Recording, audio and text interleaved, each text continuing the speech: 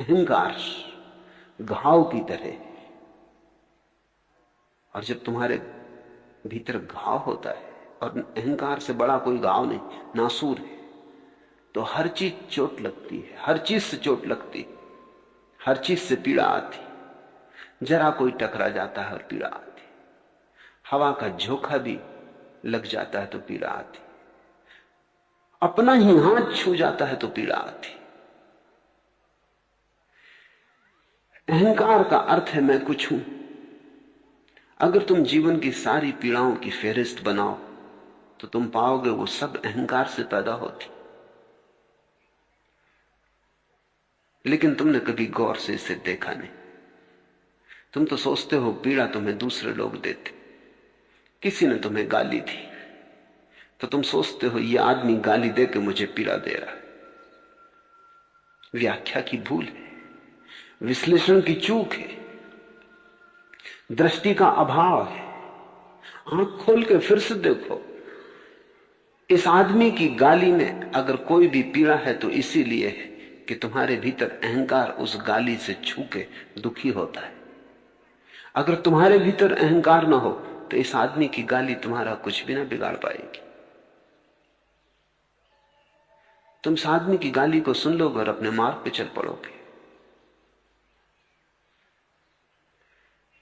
हो सकता है इस आदमी की गाली तुम्हारे मन में करुणा को भी जगाए कि बेचारा नाहकी व्यर्थ की बातों में पड़ा है।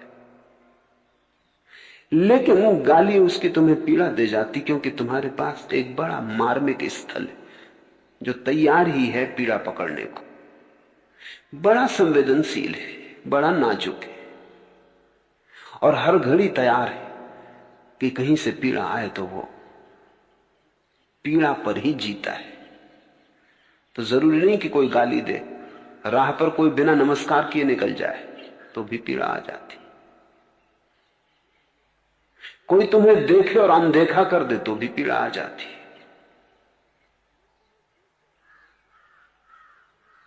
राह पर दो आदमी हंस रहे हो तो भी पीड़ा आ जाती कि शायद मेरे लिए ही हंस रहे। दो आदमी एक दूसरे के कान में खुसर पुसर कर रहे हो तो पीड़ा आ जाती कि शायद मेरे लिए ही। ये जो मैं है बड़ा रुग्ण है, इसको लेके तुम कभी भी स्वस्थ और सुखी ना हो पाओगे। तो अगर अप्रिय कहना हो तो अहंकार को कहना, और यही अहंकार तुमसे कहता है डरो, प्रेम से डरो क्योंकि प्रेम में इसे छोड़ना पड़ेगा। भक्ति से डरो क्योंकि भक्ति में तो ये बिल्कुल ही डूब जाएगा। प्रेम में क्षण भर को डूबेगा, भक्ति में शाश्वत सदा के लिए डूब जाएगा। बचो। ये अहंकार कहता है ऐसी जगह जाओ ही मत जहां डूबने का डर हो। बच के चलो, संभल के चलो। और यही अहंकार तुम्हारी पीड़ा का कारण है। ऐसा समझो कि नासूर लिए चलते हो और चिकित्सक से बचते हो।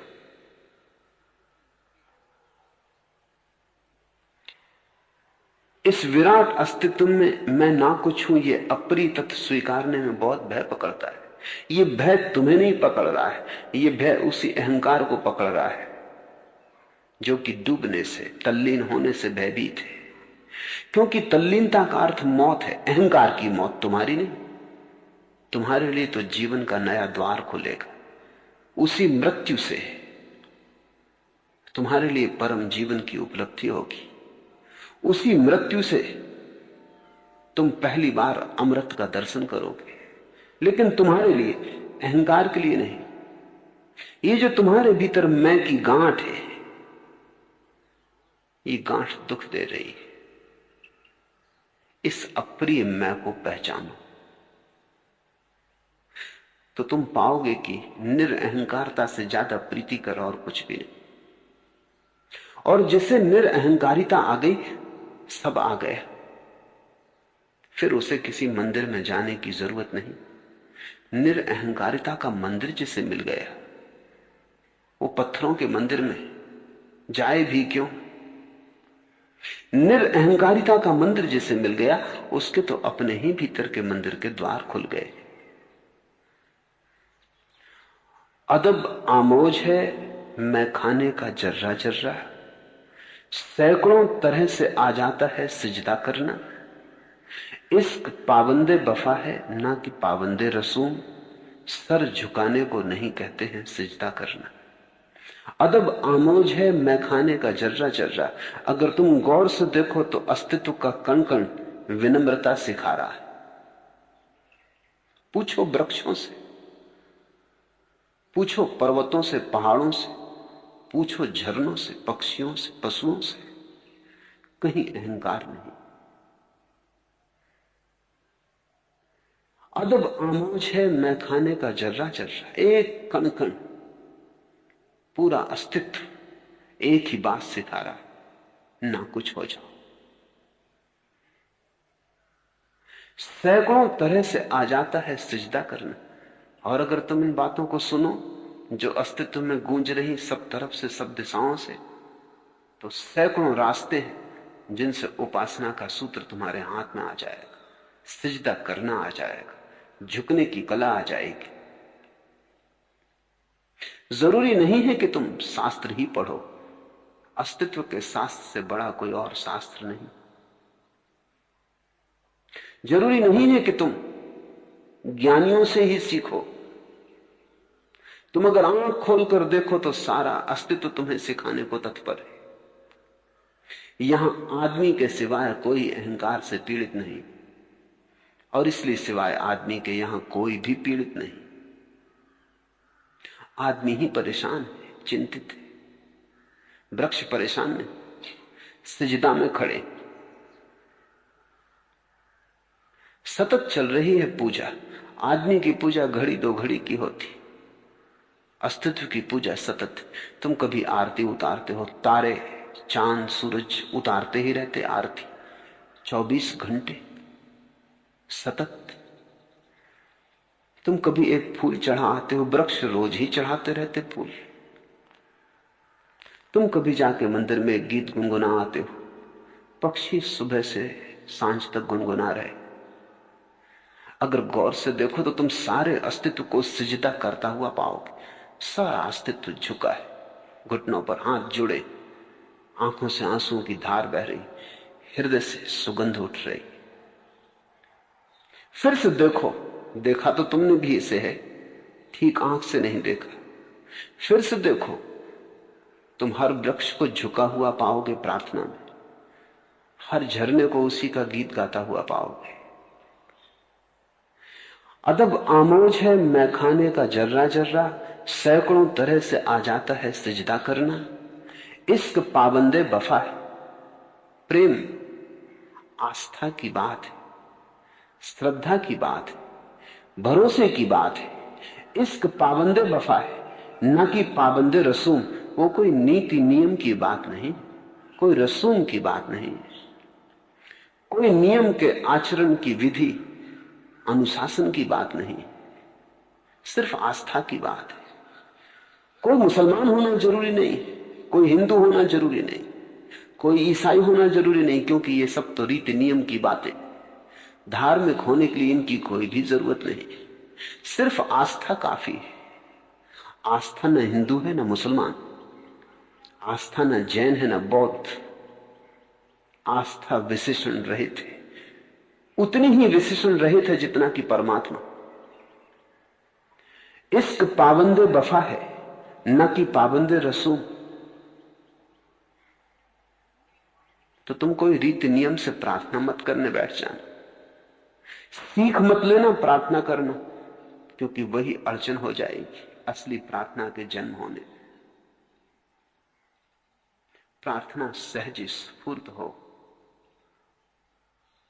सूर्य के सामने सुबह बैठ जाना, जो तुम्हारे हृदय में आ जाए कह देना, न कुछ आए चुपचाप रह जाना। सूरज कुछ कहे सुन लेना, न कहे तो उसके मौन में आनंदित हो लेना। बंधी हुई प्रार्थनाएं मत दोहराना, क्योंकि बंधी हुई प्रार्थनाएं कंठों में उससे नीचे नहीं जाती, बस कंठों तक जाती, कंठों से आती। इसलिए अक्सर तुम पाओगे कि जिनको प्रार्थनाएं याद हो गई वो प्रार्थनाओं से वंचित हो गए। वो प्रार्थना करते रहते, उनके ओंठ दोहराते रहते हैं मंत्रों को, और उनके भीतर विचारों का जाल चलता रहता है। फिर धीरे धीरे तो इतनी आदत हो जाती है दोहराने की, उससे कोई बाधा ही नहीं पड़ती। भीतर दुकान चलती रहती है, ओंठों पर मंत्र चलता रहता है। इश्क पाबंदे वफा है ना कि पाबंदे रसूम। प्रेम जानता ही नहीं रीत नियम, क्योंकि प्रेम आखिरी नियम है। किसी और व्यवस्था की जरूरत नहीं है, प्रेम पर्याप्त है। प्रेम की अराजकता में भी एक अनुशासन है। वह अनुशासन सहज स्फूर्त है। सर झुकाने को नहीं कहते हैं सिजदा करना, और सिर्फ सर झुकाने का नाम प्रार्थना नहीं, खुद के झुक जाने का नाम प्रार्थना है। सर झुकाना तो बड़ा आसान है। मेरे पास लोग बच्चों को लेके आ जाते,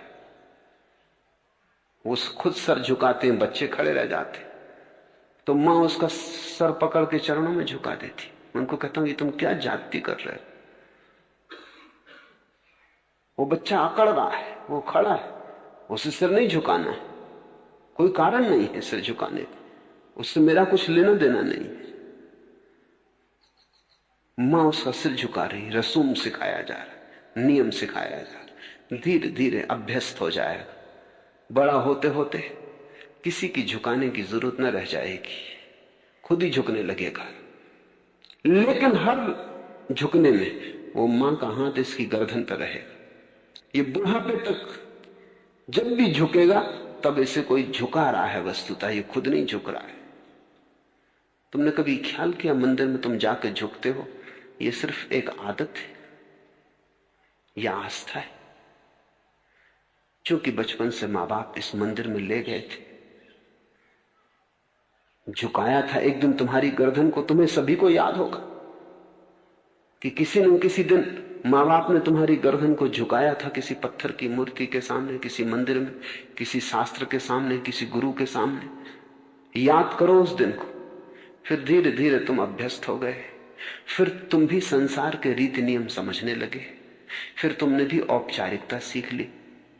वो बच्चा ज्यादा शुद्ध है जो सीधा खड़ा, उसे झुकना नहीं, बात खत्म हो गई। झुकने का उसे कोई कारण समझ में नहीं आता, बात खत्म हो गई। मां उसे एक झूठ सिखा रही है, समाज सभी को झूठ सिखा रहा है, औपचारिक आचरण सिखा रहा है। फिर धीरे धीरे धीरे धीरे परत पे परत जमते जमते ऐसी घड़ी आ जाती है कि तुम बड़े सरलता से झुकते हो, और बिना जाने कि यह भी तुम्हारा झुकना नहीं। यह सरलता भी झूठी है। इस सरलता में भी समाज के हाथ तुम्हारी गर्दन को दबा रहे हैं। इस सरलता में भी तुम्हारी गुलामी है, और प्रेम गुलामी से कहीं पैदा हुआ, परतंत्रता से कहीं पैदा हुआ। भक्ति तो परम स्वतंत्रता है। इसलिए छोड़ दो वो सब जो तुम्हें सिखाया गया हो, ताकि अनसीखे का जन्म हो सके। हटा दो वो सब जो तुमने, दूसरों ने जबरदस्ती से तुम्हारे ऊपर लादा हो। निर्बोझ हो जाओ। फिर से सीखना पड़ेगा पाठ। तुम्हारी स्लेट पर बहुत कुछ दूसरों ने लिख दिया है, खाली करो उसे, धो डालो, ताकि फिर से तुम अपने स्वभाव के अनुकूल कुछ लिख सको। इश्क पाबंदे वफा है ना कि पाबंदे रसूम। सर झुकाने को नहीं कहते हैं सिजदा करना। प्रार्थना बड़ी अभूतपूर्व घटना है। झुकना, उसके आगे तो फिर कुछ और नहीं, वो तो आखिरी बात है।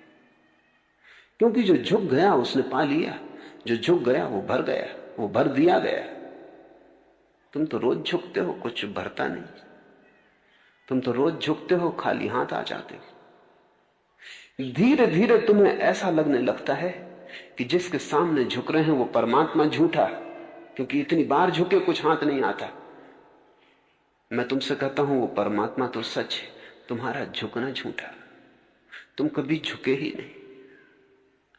दुनिया में नास्तिकता बढ़ती जाती है, क्योंकि झूठी आस्तिकता कब तक साधते हैं। जबरदस्ती झुकाई गई गर्दनें कभी ना कभी अकड़ के खड़ी हो जाएंगी, और इतने बार झुकने के बाद जब कुछ भी ना मिलेगा तो स्वाभाविक है कि आदमी कहे क्या सार है, क्यों झुके। और स्वाभाविक है कि आदमी कहे इतनी बार झुक के कुछ न मिला, कोई परमात्मा नहीं। ये तुम्हारी झूठी आस्तिकता का परिणाम है। सच्ची आस्तिकता आस्था से पैदा होती। आस्था का अर्थ है जैसा तुम समझते हो वैसा नहीं। तुम समझते हो आस्था का अर्थ है विश्वास, नहीं, आस्था का अर्थ विश्वास नहीं। आस्था का अर्थ है अनुभव। विश्वास तो दूसरे देते हैं, आस्था वो है जो तुम्हारे भीतर तुम्हारी स्वाभाविकता से पैदा होती है। प्रेम सीखो, नियम भूलो। प्रेम पर दांव लगाओ, जोखम है। नियम में कभी कोई जोखम नहीं, इसलिए तो लोग नियम में जीते। लेकिन जिसने जोखम ना उठाई उसने कुछ पाया भी नहीं, इसलिए तो लोग बिना पाए रह जाते। पूछा है इस विराट अस्तित्व में ना कुछ हूं, यह अप्रिय तत्व स्वीकार करने में भय पकड़ता है। पकड़ने दो भय, भय की मौजूदगी रहने दो। भय से कहो तू रह, लेकिन हम झुकते। तुम भय को एक किनारे रखो। मैं जानता हूं कि भय को एकदम मिटा ना सकोगे, लेकिन एक किनारे रख सकते हो। भय के रहते हुए भी तुम झुक सकते हो। भय की सुनना जरूरी नहीं है। तुम सुनते हो, स्वीकार करते हो, मान लेते हो, इसलिए भय मालिक हो जाता है। भय से कहो ठीक, तेरी बात सुन ली, फिर भी झुक के देखना। तू कहता है जोखिम होगी, लेकिन जोखिम उठा के देखनी। तू कहता है मिट जाओगे, सही, रह के देख लिया, अब मिट के देखना।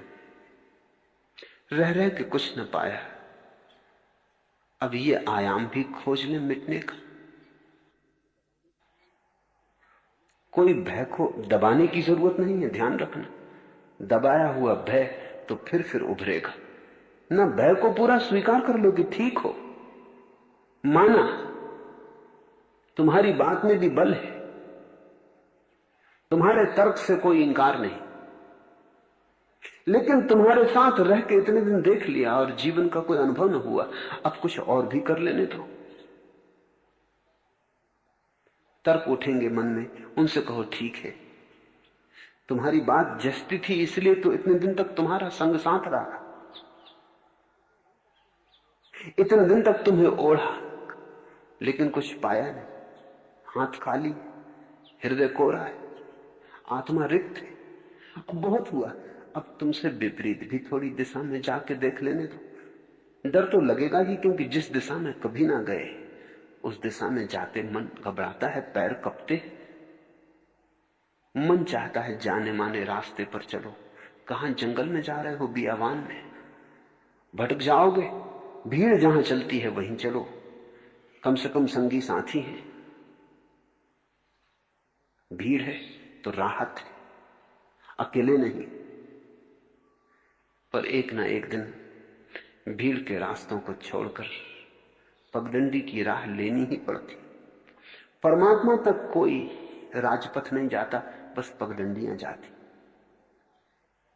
कोई राजपथ परमात्मा तक नहीं जाता, अन्यथा समाज परमात्मा तक पहुंच जाए। व्यक्ति ही पहुंचते हैं, समाज कभी नहीं। पगडंडियां भी ऐसी कि तुम चलो तो बनती, कोई तैयार नहीं पहले से कि किसी ने तुम्हारे लिए बना के रखी, तुम्हारे चलने से ही बनती। जितना तुम चलते हो उतनी ही निर्मित होती। ये राह ऐसी है कि तैयार नहीं, चलने से तैयार होती। और बड़ा सुंदर है ये तथ्य। नहीं तो आदमी एक परतंत्रता हो जाए, राह तैयार है, उस पर तुम्हें चल जाना है, तब तो तुम रेलगाड़ियों के डब्बों जैसे हो जाओ, लोहे की पटरियों पर दौड़ते रहो। फिर तुम्हारे जीवन में गंगा की स्वतंत्रता ना हो, फिर वो मौज ना रह जाए जो अपनी ही खोज से आती। गंगा सागर पहुंचती, लोहे की पटरियों पर नहीं, चलती, चल चल के अपना राह बनाती, मार्ग बनाती, अनजान की खोज पर। सागर है भी आगे, इसका भी क्या पक्का पता है। तो भय स्वाभाविक है, लेकिन भय के साथ रह के हम बहुत दिन देख लिए। अब भय को कहो सुनी तेरी बहुत, अब हमें कुछ और भी करने दे, रहने दो भय को एक किनारे, तुम चलो, कपते हुए पैरों से सही पगडंडी पर उतरो, डरते हुए धड़कते हुए हृदय से सही भीड़ को छोड़ो। घबराहट होगी, लौट लौट जाने का मन होगा, कोई चिंता नहीं। कभी लौट जाने का मन हो, कभी घबराहट हो, तो इतना ही याद रखना कि भय की और मन की मान के बहुत दिन चले थे, कहीं पहुंचे न थे। नए को एक अवसर दो। जिस दिन तुम नए को अवसर देते हो, उसी दिन तुम परमात्मा को अवसर देते हो। जब तक तुम पुराने को दोहराते हो, लीक को पीटते हो, लकीर के फकीर हो, तब तक तुम समाज के हिस्से होते हो, भीड़ के हिस्से होते हो। व्यक्ति बनो, अकेले का साहस जुटाओ, और सबसे बड़ा साहस यही है, इस तथ्य को स्वीकार कर लेना कि मैं इस विराट का अंश, अलग थलग नहीं, द्वीप नहीं, इस पूरे विराट का एक अंश। मैं नहीं हूं, अस्तित्व है।